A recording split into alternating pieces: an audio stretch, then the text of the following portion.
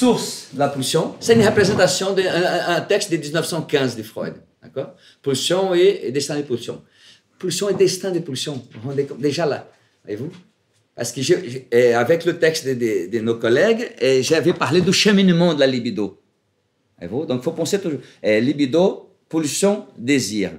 Ce n'est pas dans le même registre. C'est comme, et je viendrai tout à l'heure avec la remarque pour le texte de Magali. Donc, source de la pulsion. D'ici jusqu'ici, c'est la poussée. D'accord? La rencontre de la poussée avec le grand autre, lieu du signifiant, comme dit Lacan, ça produit cette interférence, ça secoue le cocotier. L'enfant crie, n'est-ce pas? Et à ce moment-là, l'intention de la source, c'est de transférer toute cette libido ici en rouge vers le but qui est de combler l'objet. D'accord? Le but, combler l'objet. Eh bien. Donc maintenant, supposons, faites cet effort d'imagination, que le rouge est de ses côtés et qui maintenant il passe à l'intérieur de l'objet.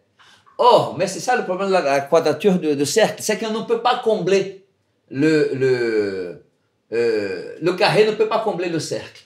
Donc, je viens de voir une petite erreur là, il faut que cette flèche sorte, elle ne se colle pas, elle reste ici au milieu. D'accord? Donc, ce qui se passe dans le texte de Warda, quand elle évoque, ces postulats proposent qu'une pulsion de destruction soit à l'origine d'un désir de mort, n'est-ce pas?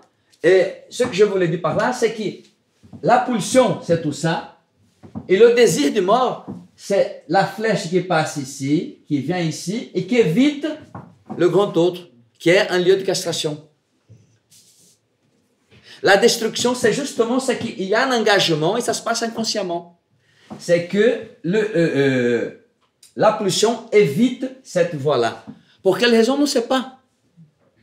C'est la construction de la cure qui va changer et faire en sorte que le masochiste, par exemple, puisse...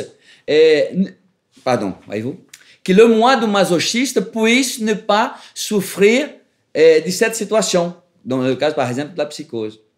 Le fait même que la personne puisse avoir une relation qui soit déplaisante, mais déplaisante pour qui? Si c'est pour ses parents, c'est pour la partenaire, etc.